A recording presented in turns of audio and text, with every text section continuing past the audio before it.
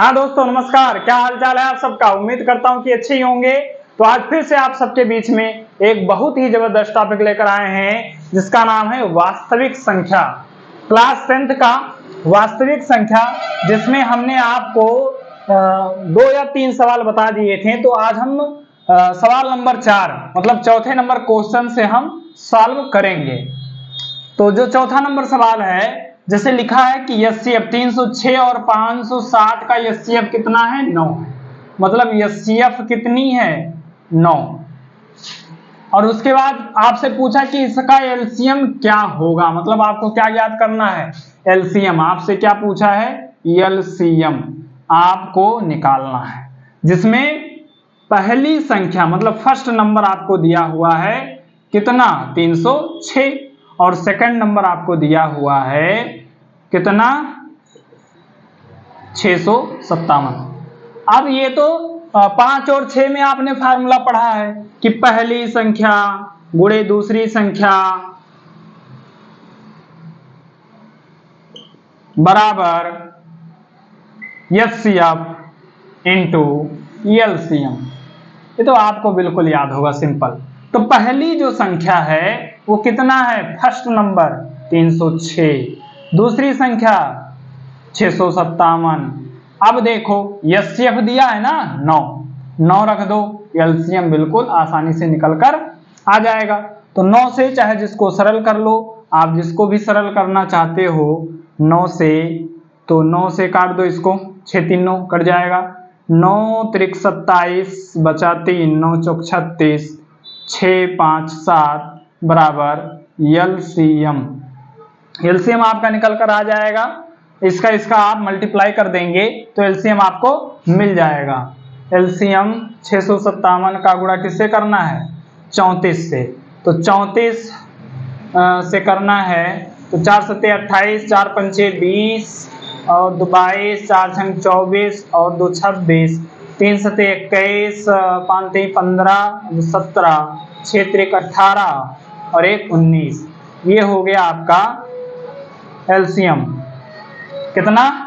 12338। ये आपका क्या आ गया? एलसीएम आ गया। ठीक है, गुणा एक बार आप लोग भी चेक कर लीजिएगा।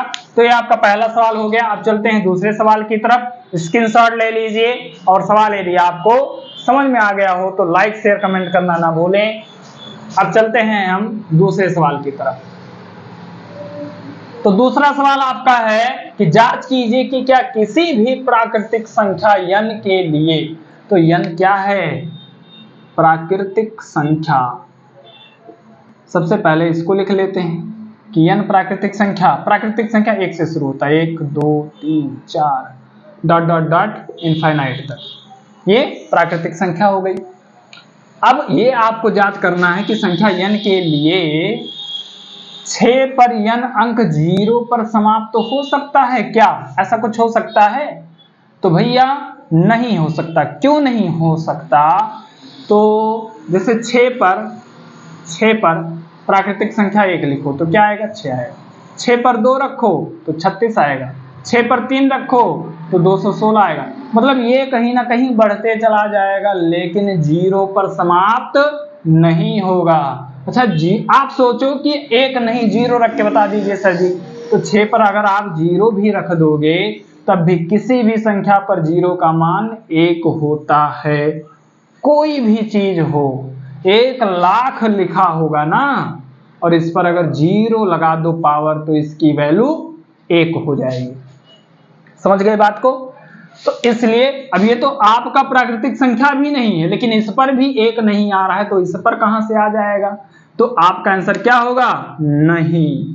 ये आपको नहीं लिखना, बस ये आपको समझा रहे थे। ठीक है, तो नहीं मतलब 0 पर समाप्त नहीं होगा किसी भी प्राकृतिक संख्या के लिए। n पर पावर 6 पर पावर n कभी भी 0 पर समाप्त नहीं होगा। अब 6 नंबर सवाल की तरफ चलते हैं। तो 6 नंबर सवाल है आपका कि व्याख्या कीजिए कि इतना और इतना भाज्य संख्या क्यों है। तो भाज्य संख्या कोई कब होता है? जब वो किसी संख्या से कट जाता तो भाज्य होता है, और किसी संख्या से नहीं कटेगा तो भाज्य नहीं होगा। तो देखो कि क्या किसी संख्या से कट रहा है क्या? चेक कर लेते हैं। तो 7 गुणे 11 गुणे 13 और प्लस 13, कुछ दोनों में कॉमन हो रहा है, तो बिल्कुल क्या कॉमन हो रहा है, 13 देखो दोनों में है तो 13 कॉमन हो जाएगा। 7 गुणे 11 यहाँ बचेगा और यहाँ बचेगा 1, मतलब 13 गुणे 11 से 77 और 1 लिख दें, 77 और 1 78। अब 78 कहीं ना कहीं 13 से कट रहा है कि नहीं कट रहा है, तो इसका मतलब ये है कि ये जो आपकी संख्या है ये 13 से विभक्त है और इसलिए ये भाज्य है, अतः यह भाज्य है, अतः यह क्या है, भाज्य है। ओके, ये हो गया। अब ये वाला चेक कर लो कि 7 गुणे 6 गुणे 5 गुणे 4 गुणे 3 गुणे 2, 3 गुणे 2 गुणे 1 प्लस 5, दोनों में 5 कॉमन है, 5 कॉमन ले लो। तो जब 5 कॉमन लोगे तो 7 गुणे 6 गुणे 4 गुणे 3 गुणे 2 गुणे 1 और प्लस 1, ये बचा आपका। तो ये पूरी जो संख्या है इसको हल करोगे तो भी 5 से कट जाएगा, कर ही लो, तो कर लो 7 छंग 42 और 42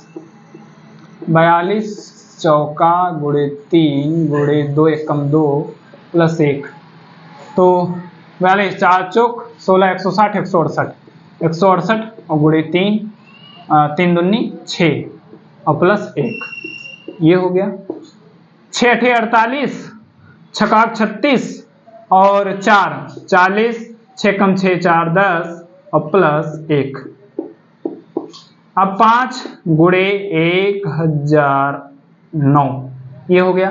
तो कहीं ना कहीं ये जो अंदर संख्या थी इन दोनों में 5 कॉमन था और ये 5 से विभक्त है, मतलब ये पूरी संख्या 5 से कट जाएगी, अतः यह भाज्य संख्या है, भाज्य संख्या है, मतलब 5 से कट जाएगा, 5 से विभक्त हो जाएगी।